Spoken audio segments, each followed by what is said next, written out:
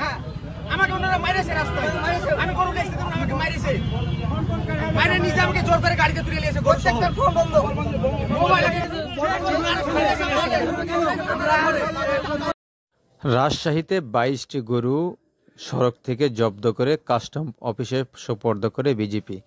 এই ঘটনায় বুধবার দুপুরে গরুগুলোর মালিক হাট ইজারাদার রাজশাহী বিজিপি অফিসে ঘেরাও করে বিক্ষোভ করে।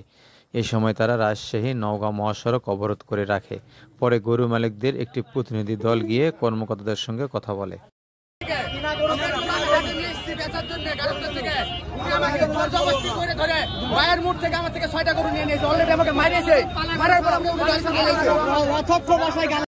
গরুর মালিকরা জানান, কুরবানি ঈদকে সামনে রেখে তারা বিভিন্ন গ্রাম ও হাট থেকে গরু কিনে নিয়ে ছাড়পত্র সহ যানবাহনে করে যাচ্ছিলেন।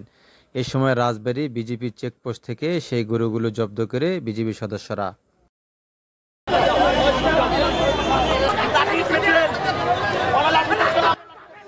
গরু ব্যবসায়ী ও হাট ইজারাদারের সঙ্গে কথা বলে জানা গেছে, বুধবার সকালে রাজশাহীর পবা উপজেলার বাগধানী, বাগসারা ও দুয়ারি এলাকায় বিজিবি অভিযান চালিয়ে 4 গাড়ি গরু জব্দ করে মোট 22টি গরু নিয়ে আনা হয় বিজিবি সদর দপ্তরে।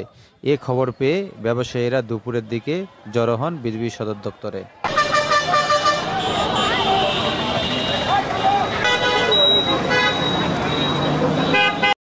তাদের সঙ্গে হাটের বিভিন্ন পর্যায়ের ইজারাদার ও অন্যান্য গরু ব্যবসায়ীরাও যোগ দেন। তারা সেখানে নানা স্লোগান দেন। পরে বিজিবির সদস্যরা তাদের মহাসড়ক ছেড়ে দিতে বলেন। এক পর্যায়ে তারা রাস্তা ছেড়ে দেন।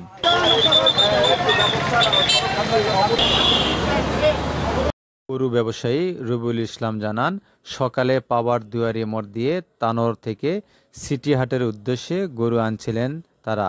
তাদের গাড়িতে মোট 8টি গরু ছিল। গরুগুলো তারা তানোরের বিভিন্ন গ্রামের চাষিদের থেকে কিনেছেন। সেগুলো নিয়ে চলে এসেছে বিজিবি।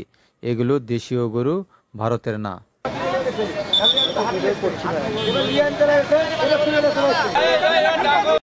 এ বিষয়ে বিজিবির সাথে যোগাযোগ করা হলেও তাদের কোনো বক্তব্য পাওয়া যায়নি। তবে নাম প্রকাশ না করার শর্তে রাজশাহী বিজেপির এক কর্মকর্তা জানান, গরুগুলো ভারত থেকে চোরাই পথে আনা। জব্দ করা গরুগুলো আইন মেনে কাস্টমস কর্তৃপক্ষের কাছে হস্তান্তর করা হয়েছে।